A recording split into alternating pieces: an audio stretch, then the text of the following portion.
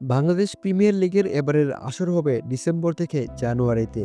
সোমবার মিরপুরে ক্রিকেট বোর্ডের অফিসে বোর্ড মিটিং শেষে এমনটি জানানো হয়। তবে বিপিএলের এবারের আসরে কতটি দল অংশ নেবে তা চূড়ান্ত হয়নি।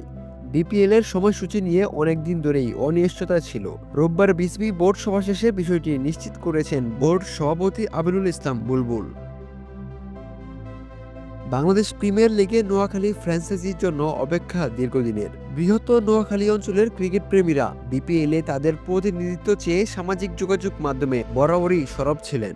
অবশেষে হয়তো তাদের অপেক্ষা ফলাতে যাচ্ছে। আসছে বিপিএলে নোয়াখালী রয়্যালস নামে দল নিতে আবেদন করেছে নতুন একটি ফ্র্যাঞ্চাইজি, যেটির মালিকানাই থাকবে সায়েন্স গ্লোবালের নামের একটি প্রতিষ্ঠান।